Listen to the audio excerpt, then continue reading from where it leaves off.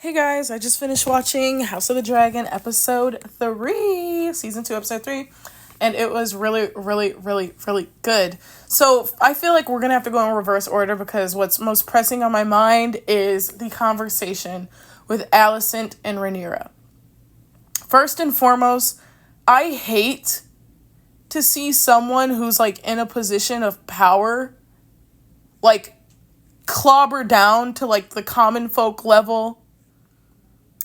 Even if it's just like a temporary disguise or something pained like in my chest to see Rhaenyra in the little nun costume. Like that really actually pained me. But the plan worked. Can I just say the security at the castle is so awful. Can I just say both castles have the worst security ever? It's a wonder that the royals have survived this long, right? I mean, it would make sense that nobody would kind of like want to break in because these are people with dragons, right? But I think the townspeople have a little knowledge that the dragons aren't just like roaming around the castle, right? So I think it is kind of getting to the point of like, I can't suspend my disbelief anymore. If there is one more break-in, I'm going to have to question everything. I really am. There is no reason, no way, no anything that it should be that easy to break into the King's Landing castle. You can say whatever you want about the Dragonstone, wherever the fuck Rhaenyra lives. But the King's Landing main castle, it's that easy to break in multiple times? Multiple times? Now, I don't know if that little prayer crypt sort of thingy-majig is directly connected to the castle, but in any case, the royals are way too accessible. When the king went down into that club where the prostitutes are, he was vulnerable. Anybody could have taken his life. And it's like, that should be expected of him. He's a kid or whatever he is. He has stunted growth, etc., right? Very insecure, very, he realized his dad never wanted him on the throne, all of that, right? So it makes sense. The two black girlies, I will never get their names correct. Rhaena and Rhaenys or something. I don't know. One is definitely Rhaena and I don't know. When she brought her little dragon down to scare the boots off of Cole, I really wish she had just killed him. Cole was smart as fuck. Honestly, you guys are going to hate me for saying this, but it brought me back to Attack on Titan a little bit. When Cole was like, head for the trees. Like, it was giving Forest of Trees. Like, I don't know, like, female Titan. Like, it was reminiscent of that for me for some reason. But I really wish she had just killed Cole. Cole makes me sick to my stomach. I don't know what it is. Part of me keeps trying to be like, okay, like, he deserves love. Shit didn't work out with Rhaenyra. Okay, like, that's fine. And I did some, like, inner work to kind of actually process what I didn't like so much about Cole. Because, honestly, I was at a point where I was like, is this show even enjoyable? Because Cole's presence was bothering me so much. And then when I did some, like, shadow work, I was like, so that's what bothers me about Cole. Cole fell in love with Rhaenyra the second he touched her, right? He put his duties on the floor. He forgot about his duties. He gave in. He, had sex with her. Sorry, I was trying to think of like a coy way of saying it, but he had sex with her and he fell in love after that moment. He's like, let's run away together and sell oranges or whatever. Give up the throne. And she's like, what the fuck? No.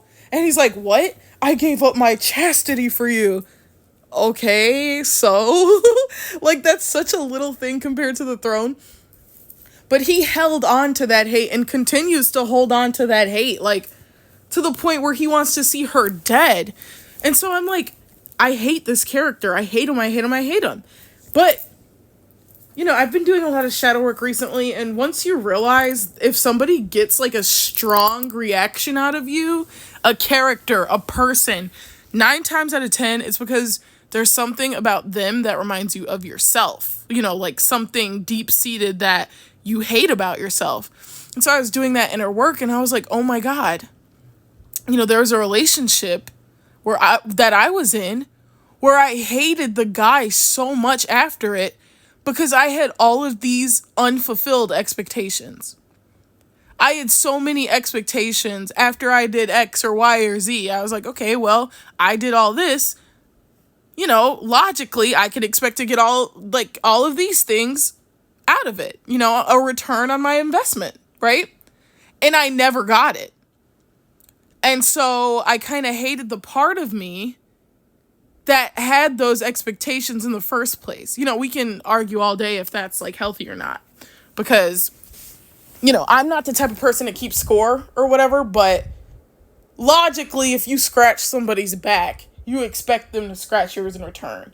And that's just not what happened. So now that I realize that I hate Christian Cole so much because of, the parts of myself that he reminds me of, like the vitriol you hold for a person who you feel did not return your investment or didn't keep up their end of the bargain. That feeling just makes me hate him so much because I reject those parts of myself, right?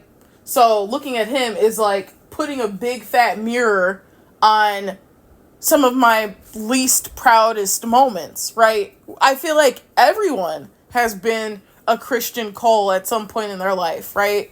Like there was some girl or some guy that you were in some sort of relationship with and you had expectations for that and it didn't go the way that you planned. It didn't go the way that you really hoped it would. And so you become this Christian Cole like character where you just fucking hate that person's guts. Anyway, Helaena. Let's talk about Helaena. She finally said the quiet part out loud. Yes, I love that for her. She took a moment. She's like, sometimes I feel like I'm not entitled to my own grief. I lost my son. And Alicent's disgusting bitch ass. Alicent, I'm starting to think that Alicent is like a narcissist. Like, I truly am. I truly am. Alicent, like, feigns empathy. And she's like, oh, well, every mom deserves grief or whatever, right? She's saying all of this, like Hallmark card, unpersonal. Like, isn't Helaena her daughter or so? Okay, don't clown me on that, but I do not know who Helaena is. How? I don't remember her getting married to Aegon. I don't remember any interaction between her and Aegon unless she's Alicent's semi-crazy daughter, right? Isn't she? Isn't she? Forgive me if I'm wrong, but I'm pretty sure that Helaena is Alicent's, like, loopy kind of daughter who was, like, very whimsical and very, like, kind of loopy. In an endearing way, right?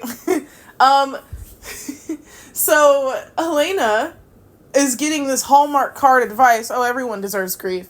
Oh, to be a mother is to be friends with sadness or whatever. Like, okay, fucking Pixar, Inside Out 2, like, we get it. Like, bitch, you don't actually care. You don't actually truly empathize with this woman who just lost her child. This woman who I think is your daughter, who I'm not sure, but the lack of personal, like, first of all, empathy, making the sorrow personal, like, just the lack of care. It was disturbing. I was truly disturbed. I'm like, girl, you don't give a fuck. You do not give a fuck about what she's going through at all. I loved when Helaena was like, oh, I forgive you, by the way. Because the last time Alicent talked to Helaena, she was like, by the way, like, what you saw. And Helaena was like, okay, ignore. Like, I'm not gonna fucking address that shit, what? So this time when they talked, I really loved that Helaena was like, I forgive you. And Alicent's like, huh? What? Bitch, you know what? You know what? Instead of allowing the King's Guard to be doing his job, patrolling the halls, like being alert, you're riding him. You're riding him. So Helaena takes her daughter, runs into your room for comfort, not expecting to see fucking Sir Christian Cole in there, but just wanting to be in a place where there's other people because her fucking son was being stabbed to death right in front of her eyes, right? And this bitch is riding the Kingsguard. Stop. Like, cut it out. I hate Alicent. I don't know why people hate Sir Christian Cole so much when the subject of that hatred, in my opinion, should be Alicent. 100% should be Alicent. If for no other reason than for episode 2, when she had the opportunity to console her king son, who's obviously going through it. He's losing his fucking mind. Okay, and then he's crying over the loss of his son alone in his quarters. The bitch goes to his room and then leaves and gets on top of Christian Cole again. Again, you can debate whether or not you think she expected him to be there or not, but instead of consoling her son, she ends the night riding the Kingsguard's dick. Well, should we say the hand of the king now?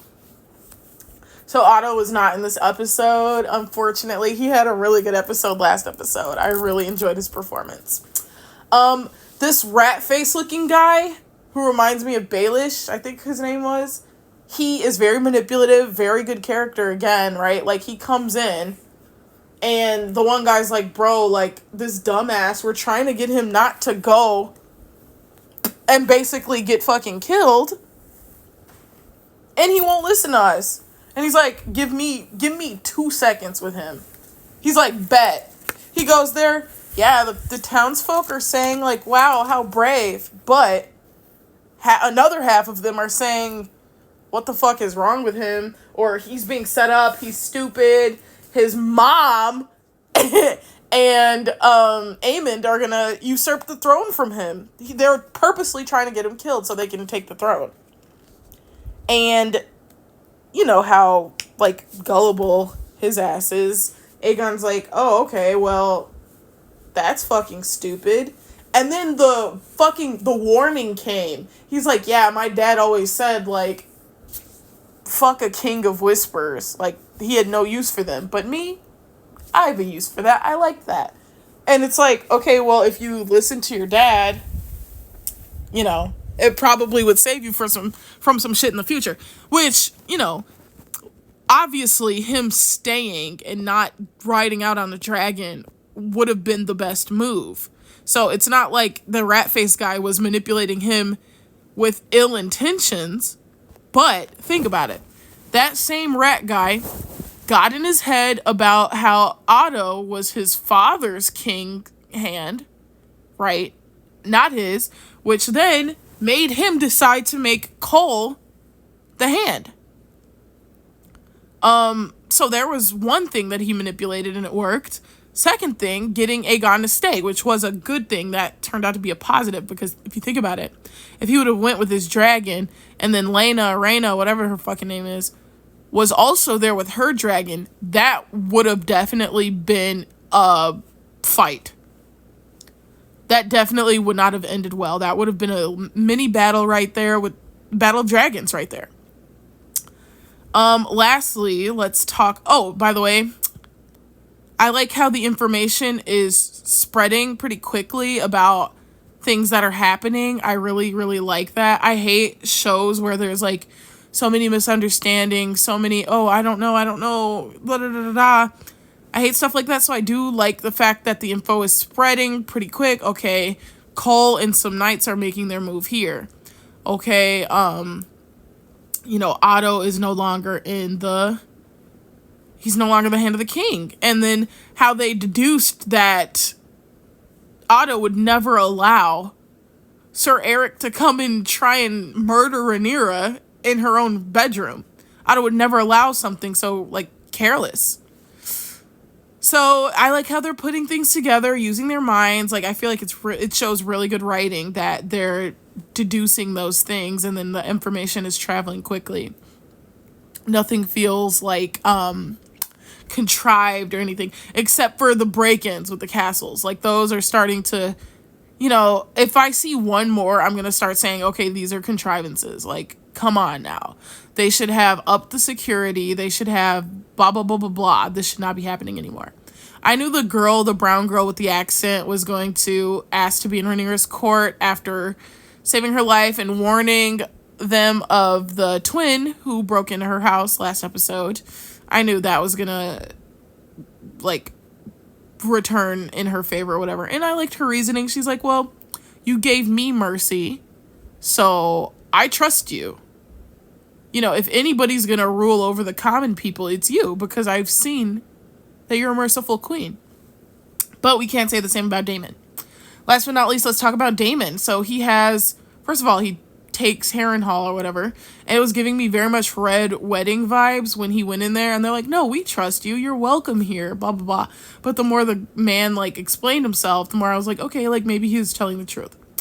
So Daemon definitely doesn't trust them at all. He puts, like, a sword on his bedroom door and everything. He has this dream where Rhaenyra's like, I'm always cleaning up your messes, and it's child Rhaenyra, which is really weird. Yeah, that was strange to see, but I mean, I guess that's, like, indicative of his psyche, right? He still views her as that child that, you know, had so much light in her eyes, had her whole, like, world ahead of her, life ahead of her, da-da-da-da-da. He still sees her as that. Incapable of ruling, right? Like, under him, a child. That's how he sees her. And there's some truth to the fact that he also sees her as cleaning up his mess, especially after the murder of Jaehaerys, which is really sad. And then he has a premonition that he's going to die. Now, I'm a bit confused over the location. I think that was Dragonstone, which is where Rhaenyra is currently camped out at, right? I don't know, whatever.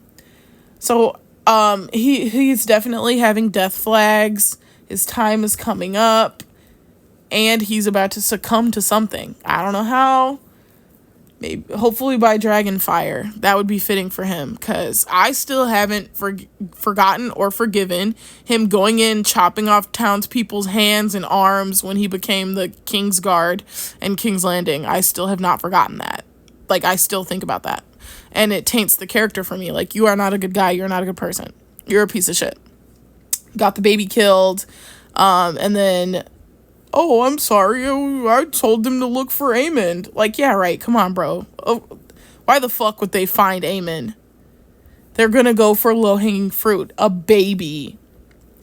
Yeah, that all being said, I think I covered everything. This was a really good episode. A fucking 8 out of 10, in my opinion, just because of the contrivances of we're gonna break in and, like, all of that stuff again. So 8 out of 10, not bad, not bad. Next week, I'm definitely going to have my camera on, so, you know, you guys can see my cool background, and, you know, it could be a little bit more personal, but unfortunately, no, it's like 1 a.m. right now, so you get this, another visually boring video, but, yeah, I just cannot wait to see when Daemon fucking kicks rocks. I feel like Aegon. Well, another thing. I can't remember if I said this, but I was so happy that Rhaenyra was like, well, what did my dad say on his deathbed? And Alicent was like, oh, well. And then Rhaenyra's like, did he say my name? And Alicent shook her head, no.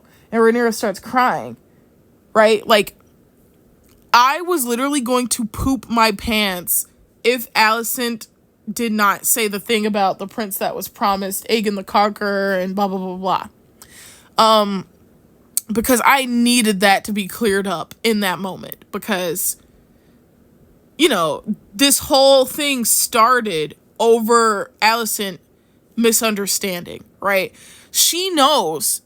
She has to know in her heart of hearts, after Rhaenyra has told her, girl, that's the story of the Song of Ice and Fire. It's a story my dad would say. She has to know in her heart of hearts, after just saying, yeah, he was a little bit discombobulated, he wasn't making that much sense, but then in his last moments, he said, Aegon, right? He, like, named my son. He wanted him to be king. There was no misunderstanding, Rhaenyra. Okay, I'm definitely pushing that Alicent is a narcissist agenda because, what the fuck was I gonna say? Oh, because she moves the fucking goalpost after Rhaenyra's like, girl, that's literally a story about Aegon the Conqueror. Rhaenyra's like, okay, well, Alicent's like, okay, well, even if it is, it's too late. Like, say whatever you want.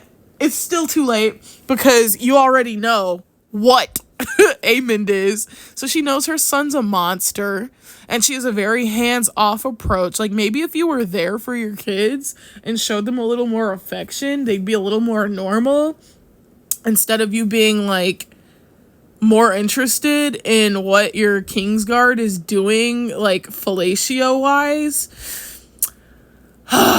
Anyway, so yeah, that conversation was almost gonna piss me off. So they're lucky that Alicent kept going and told the full, like, direct quote, the prince that was promised was Aegon. So that also consoles Rhaenyra a little bit because you saw she was kind of going through it. Like, she was having self-doubt. She was like, fuck, like, so my dad doesn't want me on the throne? It looked like she had half a mind to change her mind and be like, okay, well, fuck this war then. He doesn't even want me on the throne, then fuck it, right? Like, I could definitely see it going there. Like, I could definitely see her thought process going there because, you know, obviously she's a bit desperate if she's willing to go into enemy territory like that and put herself at the mercy of the King's Landing people. And Alicent was like, get out of here before you're discovered. Girl, you still like her. Shut up. That's still your friend. You still like Rhaenyra. I think it's beautiful, but at the same time, it's like, girl, I see through that. Final thoughts. I'm team black for life. Rhaenyra is the rightful queen. Okay. I really like Aemond's design, but fuck that character. I thought it was pretty funny when his brother found him in the whorehouse room, and damn, like, I was not expecting the full frontal of his genitals, but okay. Like, fine. But you can tell. I feel like, okay, let's make this whole psychoanalysis like a thing. Alicent is a very bad fucking mom. Period. That is literally why Aemond, the most fucked up of all of her children, feels the need to go and lay up with a middle-aged woman that I'm assuming he lost his virginity to, because that's kind of how it was framed in the show. Frequently. It seems frequent. Because he wants that female nurturing guidance and, like, comfort. That's what he wants. That's what he craves because Alicent doesn't give it to him. So I do think it was funny, but I would not clown my boy for being up in that lady's face like that. Like, that lady is his surrogate mother, and that people don't understand that. Like, that happens in real life. Like, if a guy's mom fails him, that man is forever looking for a surrogate mother, and that's some real life tea. Like, that's why they always say you want to ask, like, whenever you're meeting a man, you always want to ask them what their relationship with their mom is like. If it's bad, 9 times out of 10, your relationship will be you're his surrogate mother. Like, 9 times out of 10. So anyway, final thoughts. Alicent is a bad mom. Rhaenyra is a good mom. It was very sad when she kissed her little kiddos goodbye and sent them off with Lena, Lana, whatever, Rhaena. I can't tell those two apart. Even though one kind of looks like a mouse, like kind of in a sleigh way, and the other kind of just looks American. The one with the curly hair looks American. The one with the dreads looks like a mouse, like in a cute way. So they sent the one who looks like a mouse away with all the little tots, and with the dragons, and Rhaenyra's basically like, hey, if shit goes to shit and I die, you're what's left of my blood. You got this. Like, speaking of which, what the fuck happened with the gay son of the sea snake? Also, the sea snake has had like a couple death flags this episode as well. We'll just see. We'll just see what happens, man. I'm obviously very invested. Let me also just say that I'm very, very, very, very glad that Rhaenyra was able to clear up that she did not kill the baby. She did not sin for that baby to be killed. She did not arrange that. That was all something else. Like, she had no hand in that. I like that she got to clear that up with her ex-bestie, Alicent.